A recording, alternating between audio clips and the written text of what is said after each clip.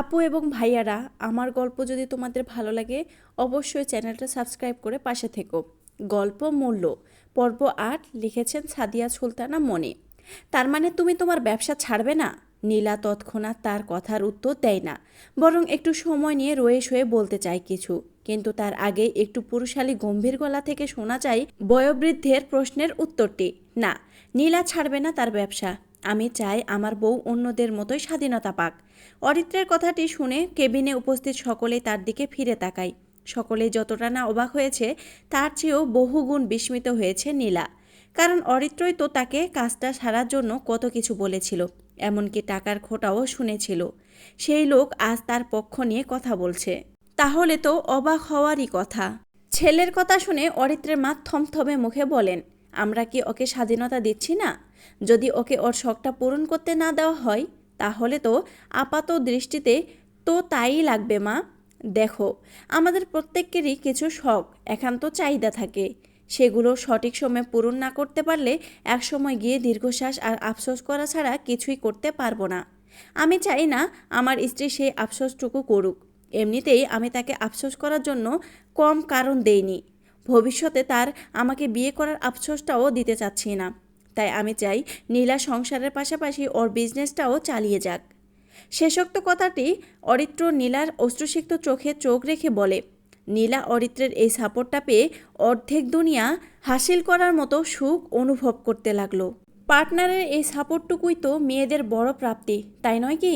যেখানে নীলার স্বামী তাকে অনুমতি দিচ্ছে ব্যবসা চালিয়ে যাওয়ার, সেখানে বাকি আর কি বাদ বলবে। অরিত্রের এহেন সাপোর্ট অরিত্রের মা নিজের অপমান হিসেবে ধরে নেন। চিরাচরিত শাশুড়ি মায়ের মন থেকে সেই একটা কথাই বলে ওঠে, আমার ছেলেকে নিজের আঁচলে বেঁধে নিয়েছে এই মেয়ে। তাবিজ কবজ করে নিজের ভেড়া বানিয়ে নিয়েছে নীলা অরিত্রকে। এসব ভেবে সে আরও খুব ক্রুব্ধ হয়ে ওঠে নীলার উপর। সে গটগট করে কেবিন থেকে বেরিয়ে চলে যান। তার পেছন পেছন অরিত্রের খালামণি ঈশিতা আর বোনও চলে যায়। কেবিনে রয়ে যায় শুধু নীলা, অরিত্র, তার বাবা, তার ছোট ভাই ও ভাইয়ের বউ। অরিত্রের বাবা নিতান্তই সাদাসিধা ও বুঝদার লোক। সে আবেগের সাথে নিজের বিবেককেও খাটিয়ে চলেন। তার কোনো আপত্তি নেই পুত্রবধূদের কাজ করা নিয়ে। তার দুই মেয়ে যদি শ্বশুরবাড়ি যেয়ে বাহিরে চাকরি করার স্বাধীনতা পেতে পারে, তাহলে তারা কেন অন্যদের মেয়েদের বেলায় অবিচার করবেন? অরিত্রের বাবা নীলার মাথায় হাত রেখে দোয়া করে বলেন, সফল হয়ে আমাদের মুখ উজ্জ্বল করো মা। আমার জন্য দোয়া করবেন বাবা। মাকেও বলবেন করতে। বাবা মায়েরা সবসময় সন্তানদের জন্য দোয়া করে মা।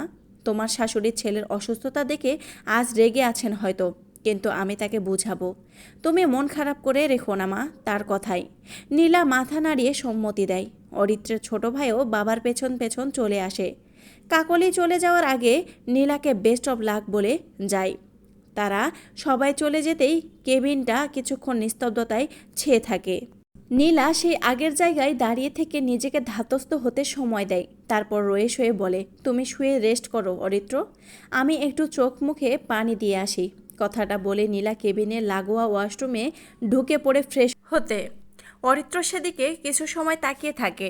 নীলার সাথে তার আরও কথা বলার ছিল, তার থেকে মাপ চাওয়ার ছিল, কিন্তু হলো না।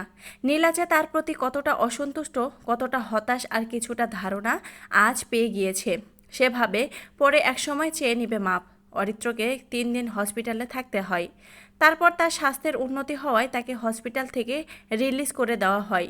এই 3 দিন বহু মানুষ অরিত্রকে হসপিটালে দেখতে আসে। তার অফিসের কলিগরাও এসেছিল তাকে দেখতে। তখন অনেকেই নীলার প্রশংসা করেছে। মেয়েটা সংসার সামলে আবার বিজনেসও দাঁড় করাচ্ছে। বিষয়টা কি কম কথা নাকি? অরিত্রের অনেক কলিগের স্ত্রী নীলার থেকে ড্রেস অর্ডার দিয়েছে। তারাই নীলার কাজের প্রশংসা করেছে নিজেদের স্বামীর কাছে। আর তারা সেই কথাগুলো অরিত্রকে বলে। কলিগদের কাছে স্ত্রীর প্রশংসা শুনে অরিত্র গর্ববোধ করতে থাকে নীলাকে। অন্যদিকে নীলার শাশুড়ি শুধু লুচির মতো ফুলেছে। সেদিনের পর থেকে সে নীলার সাথে ভালোভাবে দুটো কথা বলেন না। সবসময় খোঁচা দিয়ে বা আঘাত দিয়ে কথা বলে সে নীলার সাথে। অরিত্রকে বাসায় নিয়ে আসা হলে নীলার শ্বশুর শাশুড়িও ছোট ছেলের বাসা থেকে চলে এসে বড় ছেলের বাসায় ওঠেন। দুই ছেলের বাসাতেই তারা কম বেশি সময় কাটান। বাসায় এসেও নীলা স্বস্তির নিঃশ্বাস ফেলতে পারে না। কাজের লোক ঘর মুছে দিয়ে গেলে নীলার শাশুড়ি তার কাজের ভুল ধরে নীলাকে দিয়ে আবারও ঘর মোছান। কাপড় ধুয়ে দিয়ে গেলে সেখানেও একই কাজ করে। নীলা কিছু বললেই কান্নাকাটি অশান্তি শুরু করে দেন। এক কথায় নীলার শাশুড়ি চাইছেন যে কোনো পন্থায় নীলাকে তার বিজনেস থেকে সরিয়ে দিতে। আর তাকে এমনটা করতে উস্কানি দিচ্ছে তার বোন ও বোনের মেয়ে। রাত 8টায় অরিত্র অফিস থেকে আসতেই নিত্যদিনের মতোই নীলা কিচেন থেকে ছুটে এসে দরজা খুলে দেয়। ড্রয়িং রুমের সোফায় বসে অরিত্রের মা টিভি দেখছেন। সে চাইলে দরজা খোলার কাজটা করতে পারত, কিন্তু করলেন না। নীলাকে রান্নাঘর থেকে কাজ ফেলে এসে দরজা খুলতে হলো। অরিত্র বাসায় প্রবেশ করে মাকে টিভি দেখতে দেখে ভ্রু কুঁচকে নেয়। সে দেখেছে নীলা তার জন্য দরজা খুলে দিয়েই আবারও ছুটেছে কিচেনে। নিশ্চয় সে ব্যস্ত ভীষণ। তাহলে তার মা তার জন্য দরজা খুলে দিতেই পারত, কিন্তু কেন দিল না সেটা অরিত্রের বোধগম্য হলো না। রাতে খাবার খাওয়া শেষে অরিত্রের বাবা মা গিয়ে ড্রয়িং রুমে বসেন, আর অরিত্র নীলার হাতে হাতে এঁটো থালাবাসন কিচেনে রেখে এসে ডাইনিং টেবিল পরিষ্কার করে দেয়। এতে করে নীলার একটা কাজ হলেও আগায়, আর স্ত্রীর প্রতি একটা সুপ্ত ভালোবাসাও প্রদর্শন করা হয়। নীলা যদিও অরিত্রকে মানা করে বলেছিল কাজটা সে একাই করে নিবে, কারণ তার শাশুড়ি পছন্দ করেন না তার ছেলেরা বউয়ের কাজে সাহায্য করুক, কিন্তু অরিত্র তাও জোর করেই কাজটা করে। এতে করে নীলার মনে অরিত্রের জন্য তৈরি হওয়া নেগেটিভ একটু একটু করে কমতে থাকে। কিন্তু তাদের এই সুন্দর বিষয়টা স্বভাবসুলভ পছন্দ হয় না অরিত্রের মায়ের। সে বসে থেকেই গলা উঁচিয়ে বলে ওঠে, হ্যাঁ গো বড় বৌমা, ছেলেটা সারাদিন অফিস করে আসলো মাত্র, ওকে দিয়ে এসব কাজ না করালে কি হচ্ছিল না তোমার?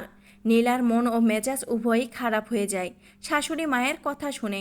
সে শান্ত গলায় বলে, মা, আমি তো আপনার ছেলেকে বলিনি আমার কাজে হাত দিতে। আমায় ধমকিয়ে সরিয়ে দিয়ে সে কাজটা করলো।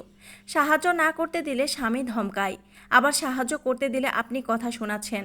আমি করবোটা কি একটু বলতে পারেন? নীলার কথা শুনে অরিত্রের মা চোখ কপালে তুলে নেন। এই মেয়ে আগে শত কথাই রাগ করতো না, আজ সে জবাব দিচ্ছে মুখের উপর। তিনি মনে মনে ভাবেন তার বোনই ঠিক বলেছেন। নীলা বিজনেস শুরু করেছে দেখে সাপের পাশ দেখে ফেলেছে। কিছুদিন পর অরিত্র ও তাদের উপর নীলা ছুরি ঘুরাবে। নীলার কথা শুনে অরিত্রের মা মুখ বাঁকিয়ে বললেন, বাহ বৌমা, মুখে মুখে তর্কও করছো আজকাল। সত্য কথা বলাটাও বুঝি তর্কের অন্তর্গত মা? শাশুড়ি বউয়ের এমন নীরব তর্ক বিতর্ক বড় আকার ধারণ করতেই তাদের স্বামীরাও নিজেদের স্ত্রীদের সরিয়ে নেন সেখান থেকে। অরিত্রের বাবা তার স্ত্রীর কথার মাঝে হাত ঢুকিয়ে বলে, আহা অরুণ মা, কি শুরু করলে রাত বেরেতে? চলো ঘরে চলো, আমার ওষুধগুলো গুছিয়ে দিবে, চলো। ভদ্রলোক হাত ধরে টেনে নিয়ে যান স্ত্রীকে। নীলার কাজও ততক্ষণে শেষ হয়ে আসায় সেও গটগট করে নিজের রুমে চলে যায়। অরিত্র একটা দীর্ঘশ্বাস ফেলে ঘরে চলে আসে। নীলা রুমে এসে ফ্রেশ হয়ে আবারও রুম থেকে বের হতে নিলে অরিত্র জিজ্ঞেস করে, কোথায় যাচ্ছ এত রাত্রে আবার? ঘুমাবে না? পরে ঘুমাবো, হাতে কয়েকটা কাজ আছে, সেগুলো শেষ করে নেই আগে। সেসব তো কাল করলেও চলবে, এখন আর কাজ করা লাগবে না, আসো ঘুমাতে যাব। এমন করলে তো তোমার শরীর খারাপ করবে। কাল কখন করব? সকাল ওঠার পর থেকে দুপুর 3টা অবধি আপনার মা আমাকে 2 মিনিট স্বস্তি পেতে দেয় না। তুমি বলো, এতক্ষণ দৌড়াদৌড়ির পর শরীরে এনার্জি থাকে? তারপরও বিজনেসের সুতো দিয়ে সংসার লাটে তুলছি। কথাটা শুনতে শুনতে কানটা পচে যাচ্ছে। বিজনেস যেহেতু আমাকেই সাফার করতে দিন। সবারই ধৈর্যের একটা সীমা থাকে, সেই সীমা অতিক্রম করলে মানুষ আর মিষ্টি ভাষায় আসে না। নীলার ক্ষেত্রেও তাই। সব কিছু করেও শুনতে হচ্ছে সংসার লাটে তুলছে সে। নীলা নিজের মতো ক্ষোভ ঝেড়ে চলে যায় অরিত্রের স্টাডি রুমে।